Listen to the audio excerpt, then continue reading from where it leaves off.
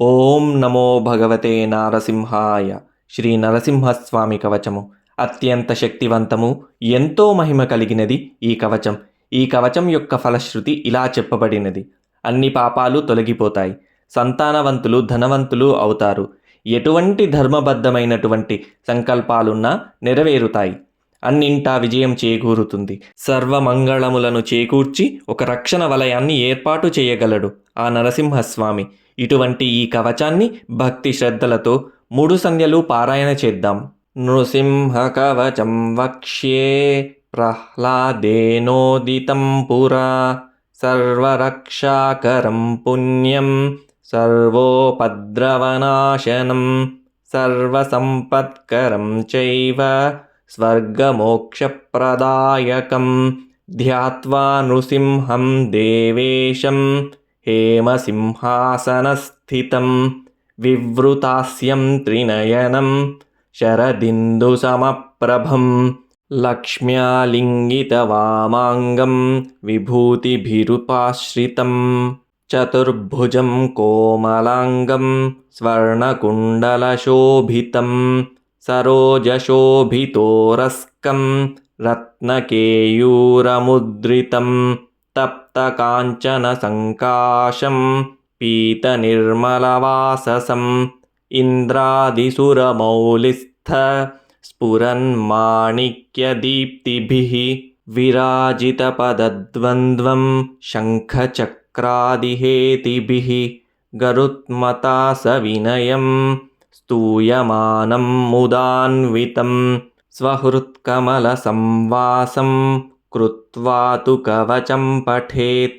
నృసింహో మే శిరః పాతు లోకరక్షాత్మసంభవః సర్వగోపీస్తంభవాస ఫాలం మే రక్షతు ధ్వనిం.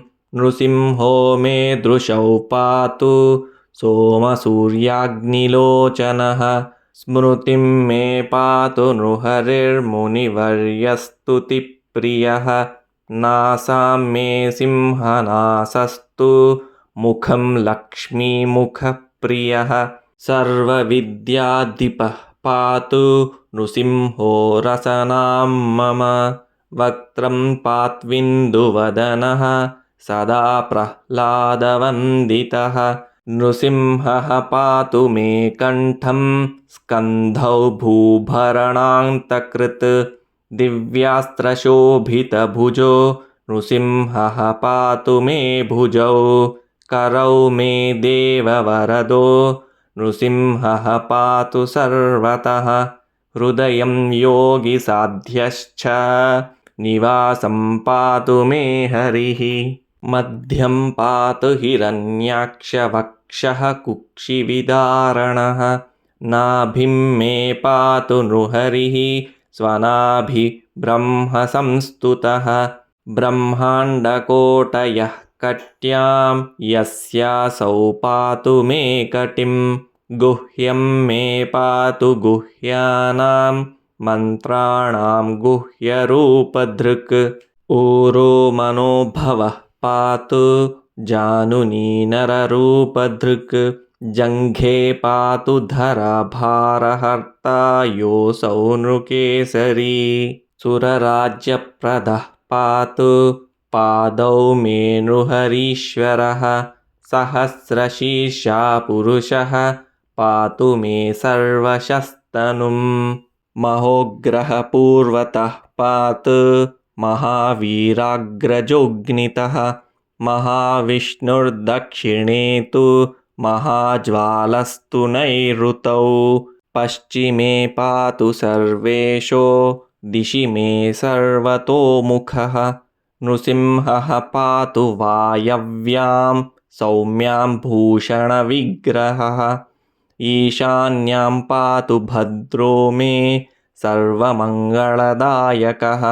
संसारभयदः पातु मृत्योर्मृत्युर्नृकेसरी. इदं नृसिंहकवचं प्रह्लादमुखमण्डितं.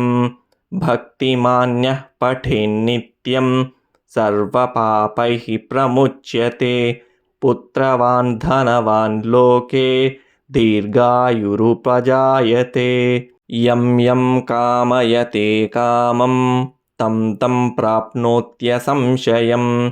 सर्वत्र जयमाप्नोति सर्वत्र विजयी भवेत्। भूम्यन्तरिक्षदिव्यानां ग्रहाणां विनिवारणं वृश्चिकोरगसम्भूतविशापहरणं परं ब्रह्मराक्षसयक्षाणां दूरोत्सारणकारणं भूर्जेवातालपत्रेव कवचं लिखितं शुभं करमूले धृतं येन सिद्धेयुः कर्मसिद्धयः देवासुरमनुष्येषु स्वं स्वमेव जयं लभेत् एकसन्ध्यं त्रिसन्ध्यं वा यः पठेन्नियतो नरः सर्वमङ्गलमाङ्गल्यं भुक्तिं मुक्तिं च विन्दति 32 सहस्राणि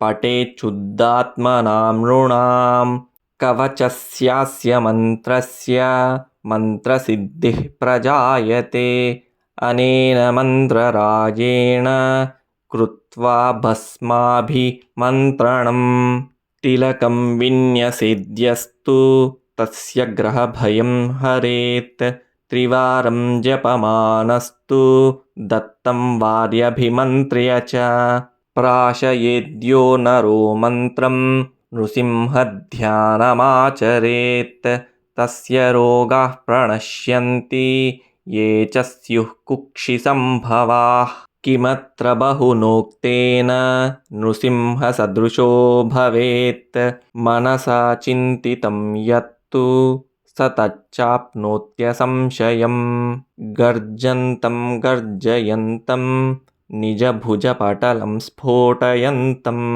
हठन्तं रूप्यन्तं तापयन्तं दिवि भुवि दितिजं क्षेपयन्तं क्षिपन्तं क्रन्दन्तं रोषयन्तं दिशि दिशि सततं संहरन्तं भरन्तं वीक्ष्यन्तं घूर्णयन्तं शरनिकरशतैर्दिव्यसिंहं नमामि। इति श्रीब्रह्माण्डपुराणे श्रीनरसिंहस्वामिकवचं सम्पूर्णम्।